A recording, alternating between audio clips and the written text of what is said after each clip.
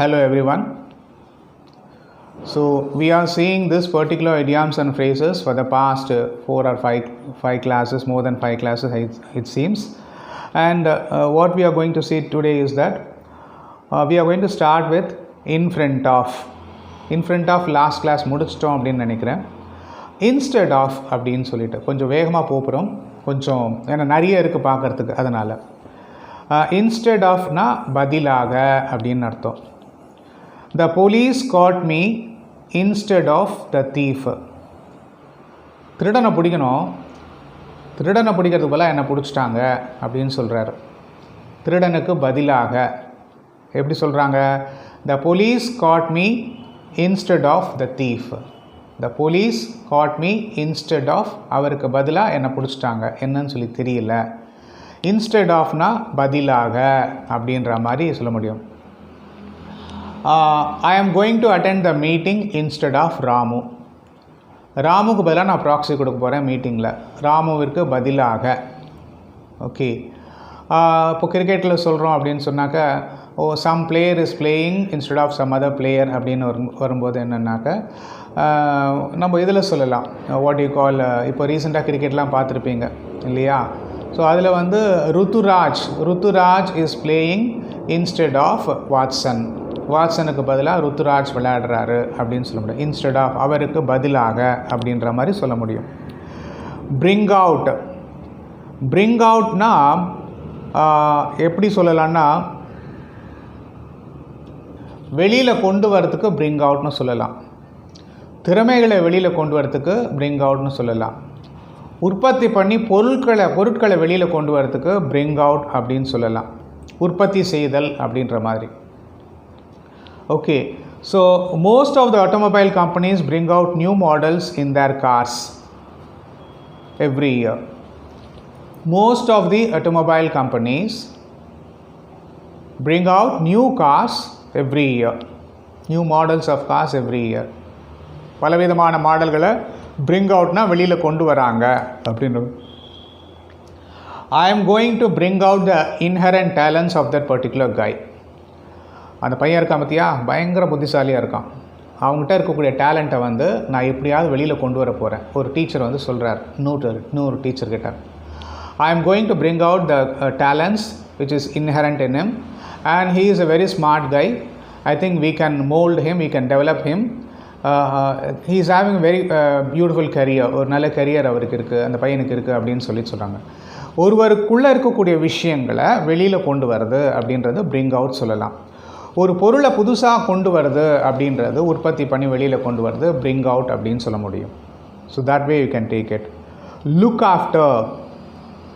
Look ஆஃப்டர்னா கவனித்தல் அப்படின்னு அர்த்தம். பார்த்து கொள்ளுதல் இல்லைன்னா கவனித்தல் அப்படின்னு சொல்லலாம். His mother looked after me very well. அவங்க அம்மா என்னை ரொம்ப நல்லா பார்த்துக்கிட்டாங்க. His mother looked after me very well அப்படின்ற மாதிரி சொல்ல முடியும். அப்புறம் the son looked after her mother in her olden days.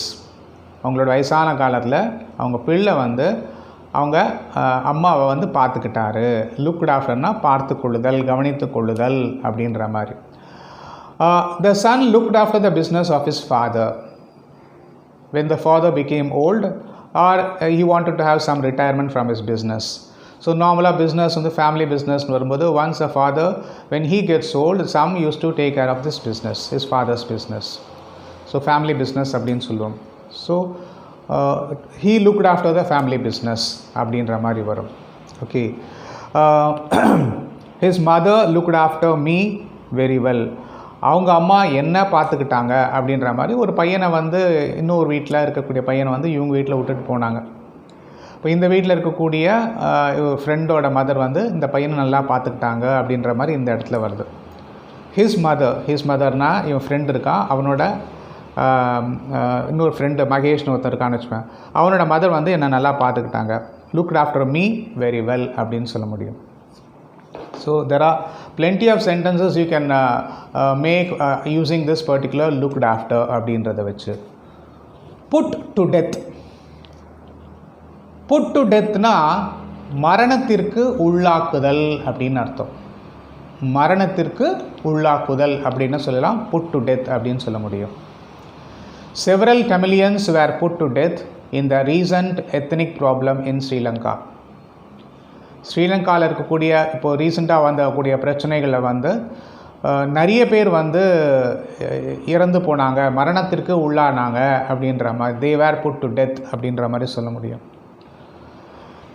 அதாவது அது இயற்கையாக நடக்கலை, இது வந்து மனிதர்கள் அல்லது மற்றவர்களுடைய தலையீடின் காரணமாக, குறுக்கீடின் காரணமாக அவர்கள் இந்த மரணத்திற்கு உள்ளாக்கப்பட்டார்கள் அப்படின்ற மாதிரி சொல்ல முடியும். Several Tamilians were put to death in the recent ethnic problem in Sri Lanka. Put to deathனா மரணத்திற்கு உள்ளாக்குதல் அப்படின்றத புரிஞ்சுக்கோங்க. Take no notice of. Take no notice ofனா காணாதிருத்தல், கண்டும் காணாமல் இருக்கிறது அப்படின்ற மாதிரி கூட சொல்லலாம். The drunken driver took no notice of the tree, so he met with an accident. இங்கே என்ன சுச்சுவேஷன் வருதுன்னாக்க, காணாதிருத்தல்னு வரும்போது இந்த மரம் இருக்குன்றதே அவர் கவனத்துக்கு வரல. ஒரு டேர்னிங்கில் திரும்புகிறாரு, அப்போது வந்து ஒரு பெரிய ட்ரங்க் உள்ள ட்ரீ வந்து அப்படி வந்துட்டு இப்படி போடுது.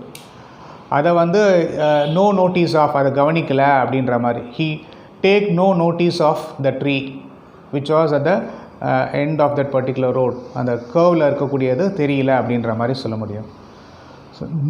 டேக் நோ நோட்டீஸ் ஆஃப்னா காணாதிருத்தல். காணாதிருத்தல் அப்படின்னா அவர் நோட்டீஸ் பண்ணலை அப்படின்னு அர்த்தம். The drunken driver took no notice of the tree, so he made with an accident. அதனால் அவர் வந்து அதாவது விபத்து நடப்பதற்கு உள்ளானார் அப்படின்ற மாதிரி, விபத்தை சந்தித்தார் அப்படின்ற மாதிரி சொல்ல முடியும். Depend on. டிபெண்ட்னா என்ன? ஒருவரை சார்ந்து இருத்தல் அப்படின்னு சொல்ல முடியும். ஒருவரை சார்ந்து இருத்தல், நம்பி இருத்தல் அப்படின்னு சொல்ல முடியும். Don't depend on others. எப்போதுமே மற்றவங்களை நம்பி இருக்காதீங்க, பொதுவாகவே சொல்லக்கூடிய ஒரு விஷயந்தான்.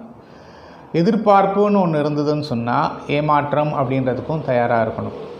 இன்னொருத்தரோட டிபெண்டன்சி அப்படின்னு சொல்லி நம்ம இருக்கும்போது அந்த டிபெண்டன்சி வந்து சில ஸ்டேஜில் வந்து it may lead to a problem or complication our life. So to a certain extent we need not depend on others அப்படின்ற மாதிரி. Don't depend on others. யாரையும் நம்பி இருக்காது. பர்டிகுலராக சொல்லுவாங்க, நான் என் பையனெல்லாம் படித்து வைக்கிறேன், பெரிய ஆளாக்குறேன், அவன் என்னை காப்பாற்றுவான்னு நினச்சிட்ருக்கேன். சத்தியமாக நினைக்காதீங்க, அது வேணவே வேணாம். இப்போ நினைக்கிறதில்ல, இப்போல்லாம் விட்டுட்டாங்க. எப்போ அமெரிக்காவுக்கு நமக்கு அனுப்ப ஆரம்பிச்சிட்டாங்களோ பசங்களை நம்புறதுக்கு அவங்க தயாராக இல்லை. பசங்க வந்து அவங்க கரியர்னு சொல்லிவிட்டு அவங்க போக ஆரம்பிச்சிட்டாங்க. ஸோ அதுவும் நம்ம ஒன்றும் சொல்கிறதுக்கு இல்லை, பிகாஸ் அவங்களோட ஃப்யூச்சர் அப்படின்னு யோசிக்கிறாங்க. ஸோ என்னென்னா, we need to be prepared very well. We in the sense the persons who are a certain age ஆனதுக்கப்புறம் வந்து அவங்க வந்து குழந்தைங்களாம் படிக்க வைக்கிறாங்க, ஆளாக்குறாங்க, எல்லாம் ஒன்றுமே கிடையாது, எல்லாமே அவங்களோட கடமையை செய்கிறாங்க. ஆனால் அவங்க எதிர்காலத்தில் நம்மளை காப்பாற்றுவாங்க அப்படின்னு நினச்சிங்கன்னு சொன்னால் அது ஒரு பெரிய கேள்விக்குறியாக தான் இருக்கும் மெஜாரிட்டி ஆஃப் த பிளேசஸில். So don't depend on your son or daughter at a later point of time. Try to take care of yourself அப்படின்றது தான். இந்த டிபெண்டன்சின்றது இல்லாமல் இருக்க ட்ரை பண்ணுங்க அப்படின்னு சொல்லிட்டுருக்காங்க. பார்த்துக்கிறவங்க இருக்கலாம், ரொம்ப அது பெரிய கொடுப்பனை வேணும் அப்படின்னு சொல்ல முடியும். பிலாங் டுனா சார்ந்திருத்தல், ஒரு கேட்டகரியை சார்ந்திருத்தல் சொல்ல முடியும். நான் வந்து இந்த நாட்டை சேர்ந்தவன் அப்படின்னு சொல்லலாம். I belong to Tamil Nadu, I belong to Tamil Nadu, I belong to Kerala, நிறைய விஷயம். அதாவது I belong to India. Okay, நம்ம எதையாவது ஒன்று சேர்ந்து இருக்கிறோம் அப்படின்ற மாதிரி சொல்ல முடியும். ஓகே, ஸோ பிலாங் அப்படின்னா ஒரு இதை வந்து சேர்ந்து இருத்தல், சார்ந்து இருத்தல் அப்படின்ற மாதிரி சொல்ல முடியும். லுக் ஃபார் அப்படின்னா தேடுதல் அப்படின்னு அர்த்தம். We have been looking for a house in T Nagar. Look for or looking for. We are looking for a house in T Nagar. We have been looking for a house at T Nagar. We have been looking for a house at T Nagar. T நகரில் நாங்கள் ஒரு வீடு பார்த்துட்ருக்கோம், தேடிட்டுருக்கோம் அப்படின்ற மாதிரி தேடுதல் அப்படின்னு சொல்ல முடியும். He is looking for a smart young educated girl, ஒரு நன்ற அழகான படித்த ஒரு இளம் பெண்ணை அவர் தேடுகிறார் அப்படின்ற மாதிரி சொல்ல முடியும். லுக்கிங் ஃபார் லுக் ஃபார் தேடுதல், அதுவும் தேடுதல் தானே இல்லையா? கிவ் அப், கிவ் அப்னா விட்டு விடுதல். ஒரு லெவல் மட்டும் போராட்டம், கடைசியில் வந்து இது நமக்கு சரிபட்டு வராது அப்படின்னு சொல்லிட்டு விட்டுறது. அதுக்கு என்ன சொல்லலாம்? விட்டு விடுதல் அப்படின்றதுக்கு கிவ் அப்னு சொல்லலாம். ஐ கேவ் அப் ஸ்மோக்கிங் அப்படின்றது இது நல்ல விஷயம். கெட்ட விஷயத்தை விட்டுறது வந்து நல்ல விஷயம். ஐ கேவ் அப் ஸ்மோக்கிங், நான் வந்து சிகரெட் விடுறதை விட்டுட்டேன்ப்பா, கேட்குறதுக்கே சந்தோஷமாக இருக்குது. I gave up drinking coffee thrice a day, நிறைய காஃபி குடிச்சிட்டு இருந்தேன், 3 காஃபி 4 காஃபிலாம் குடிச்சிருந்தேன். I gave up drinking coffee thrice a day. So what he is doing? He is drinking coffee once or twice. டோட்டலாகவே I gave up drinking coffee altogether அப்படின்னா நான் மொத்தமாகவே காஃபியை விட்டுட்டேன், எனக்கு காஃபி வேண்டான்னு டிசைட் பண்ணிட்டேன், நான் ஸ்மோக்கிங் வேண்டான்னு டிசைட் பண்ணிட்டேன். I gave up seeing the serials in TV. Serials, அற்புதமான சீரியல்ஸ் போட்டுட்ருக்காங்க. மக்கள் 6 மணிக்கு போட்டாங்கன்னா 11 மணி மட்டும் பார்த்துட்டு உட்காந்துட்ருக்காங்க. They are happy. And when I was about to ask a particular person, எல்லாமே வக்கரம் முடிச்சதாக இருக்குது, ஒன்றுத்துலையாவது நல்லது சொல்லித்தரல, எல்லோரும் ஒவ்வொருத்தரையும் வந்து எப்படி அழிக்கணும் அப்படின்றது தான், ஒரு குடும்பத்துலையும் எவ்வளோ பிரச்சனை வரணும்னு சொல்லி கொடுத்துட்ருக்காங்க. இது ஏங்க விரும்பி பார்க்குறீங்க அப்படின்னு சொன்னால், பொழுது போல் சார், காலையிலேருந்து சும்மா உட்காந்துட்ருக்கோம், சாயங்காலம் எதாவது பொழுதுபோக்கு, இது மாதிரி எதாவது பார்த்துட்டு போய் படுத்தோன்னா தூக்கம் வந்துடும், தூங்கிடுவோம் அப்படின்னு சொல்லுவாங்க. ஸோ சில பேருக்கு வந்து அந்த சீரியல்ஸ் அப்படின்றது வந்து ஒரு பொழுதுபோக்கு ஆயிடுச்சு அப்படின்ற மாதிரி. பட் அதை வந்து சீரியல்ஸ் பார்க்காம அதில் நல்ல விதத்தில் நல்ல சிந்தனையில் நல்லா செலுத்தணும்னு சொன்னாக்க அவங்களுக்கு இன்னும் பல நல்ல விஷயங்கள் அவங்களுக்கு லைஃப்பில் கிடைக்கும் அப்படின்ற மாதிரி. ஓகே, ஸோ கிவ் அப் அப்படின்னா I think we can give up seeing serials.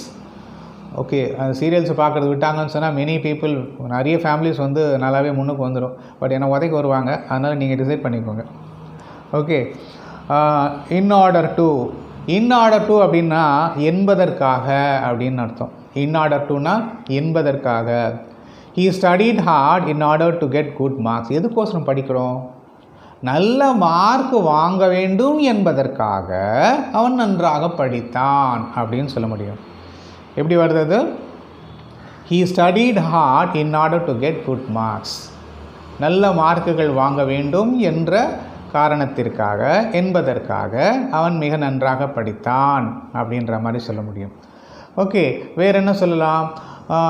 In order to appear for an interview he prepared very well for the interview.